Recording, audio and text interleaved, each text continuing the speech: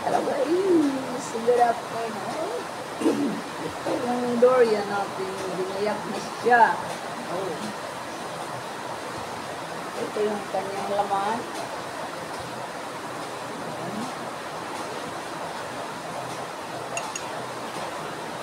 Meron pa dito isa.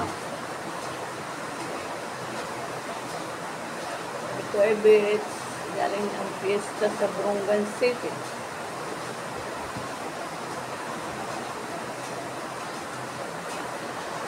Ang tamis.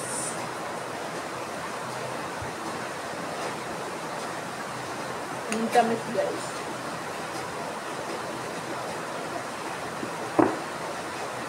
Parang ice cream. Fine, ice cream. Kain kayo. Thank you, guys.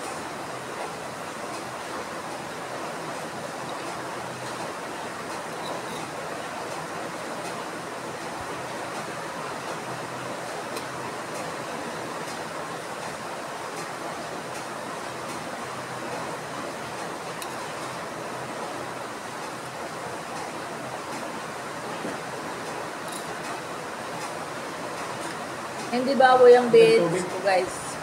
Prutas.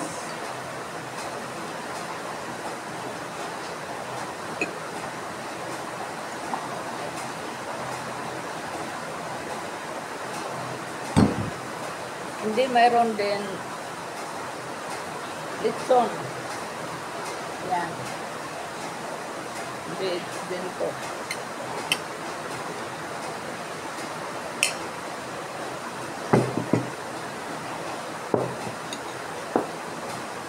Pwede na itong tanghalian.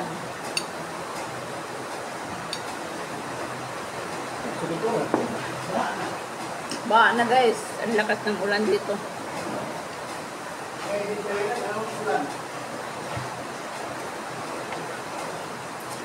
Ang lakas ng ulan. Apaw na siguro ang sila. Apaw? Ay, man. Ano? Apaw sarap.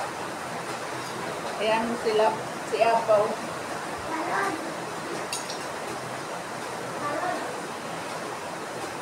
Ayan, wala kang kanin.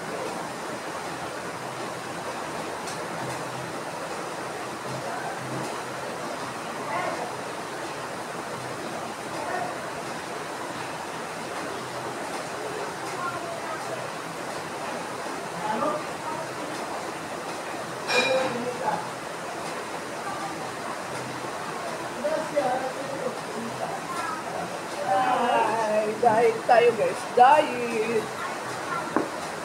Ay, makasinaw, tinawan. Alit sa mga ating ulam. Kasi na ito na lang, pag umura na. Kasi na yan. Ay, naman ako, magkasakit ako. Pagkaturan. Ako, kaya ako, wala ako kasakit. Ang relasyon. Kain tayo, kain. Mama ko lang po, Ba't anong oras na? Anong oras na? Kita daw. Tingnan mo sa cellphone na paparod.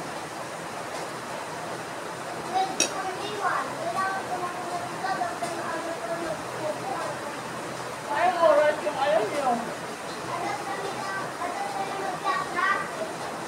Bis na oras?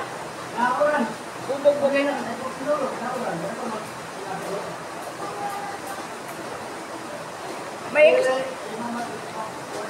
May exam kayo? Sinilas. Sinilas siya. Ada man nagsinilas.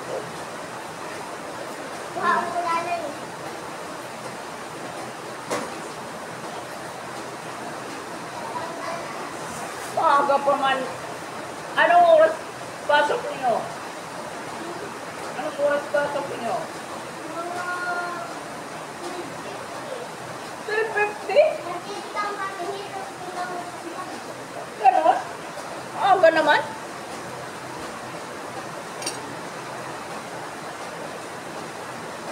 Kaya nyo ito magulod, ha?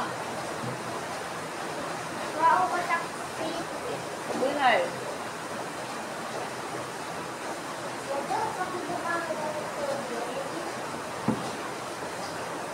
mo malamig?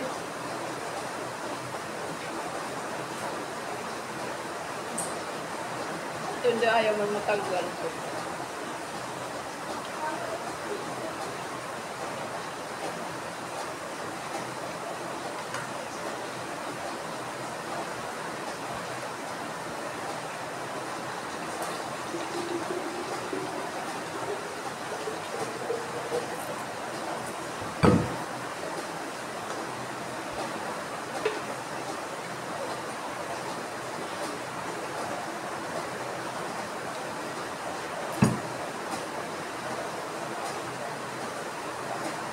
Okay. Kain muna tayo. Kasi tanghali na.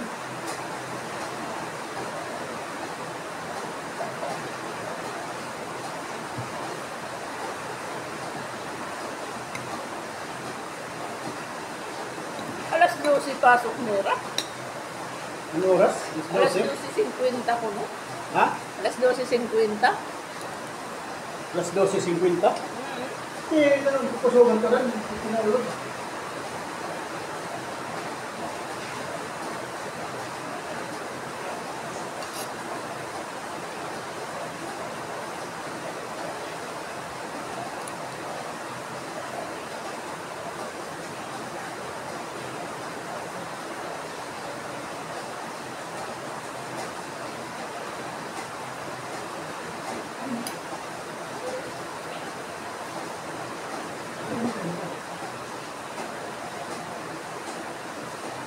Kita mo, ano siya ito?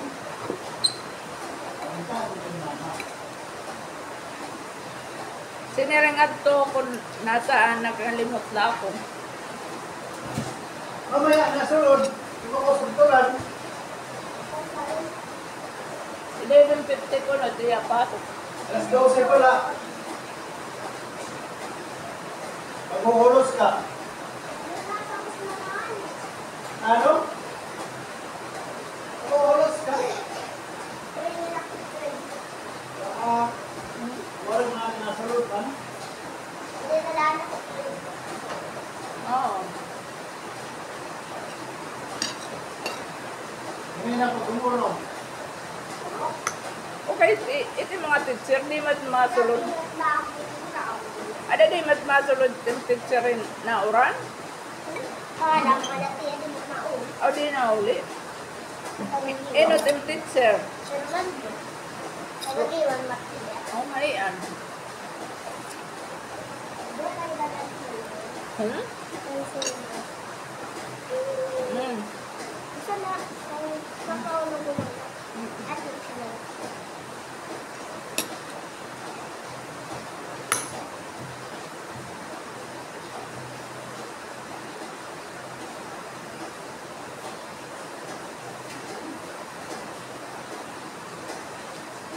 Hindi na ito dinubulta ng kutsara. Oo. Oh my God. Kailangan guys, pag makain kayo ng mga baboy, inom kayo ng bago kumain ng mainit na tubig. Yung hot water. Para mga sibo na tutunaw.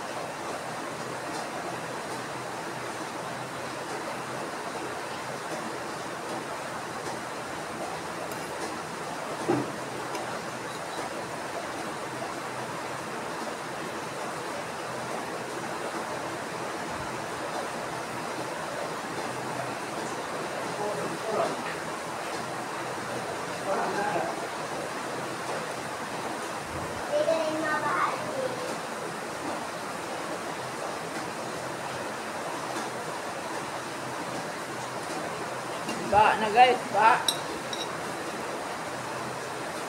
Hindi nga naman matalino kung may ala bagyo. Dere yun na baka. Hindi rin na ba? Yung puno, wala man nga din yung puno, kaya pinamumulod. Ayaw nila dito ng may puno sa Matarinaw. Eh, tinatamad sila pag walis ng mga dahon. Kaya gusto nila walang puno. Hindi nila alam ano ng tubig yung lupa na walang puno. Kasi walang protekta sa lupa.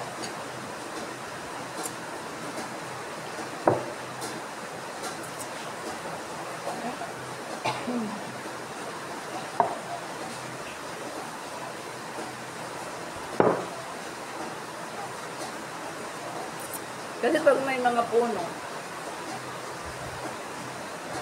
yung ugat ng mga kahoy, nag-ano yan, nagprotekta ng tubig para mag-stay doon sa lupa. Ganito walang mga puno. Yung lupa, kinakain ng tubig, inaagos yan. So walang nagproprotect ng lupa para iagos ng tubig. Ganun yan guys. Makita nyo sa mga city, mga lugar na ano, sa Maynila, kahit sa Bungan, makita nyo ang mga puno, ang lalaki. Sa mga simbahan, mga plaza, makikita mo mga magpupuno yung lugar.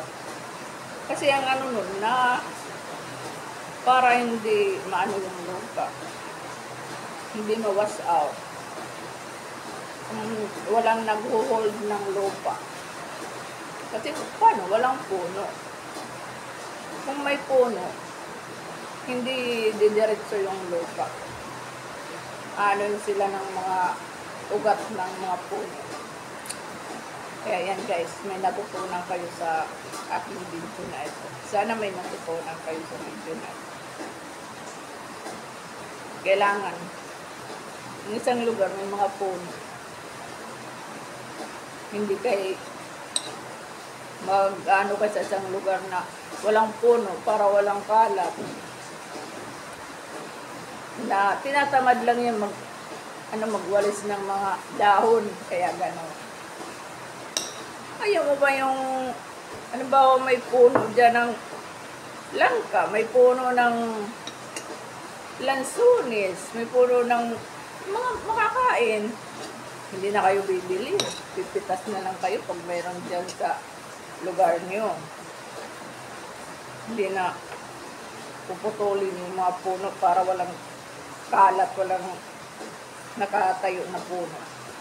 Mali yan guys. Kaya pinag-aralan din natin yan yung mga ganong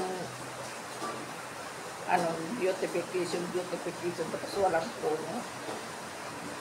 Kita mo ang lugar ngayon madali nang bahain dito. Bakit?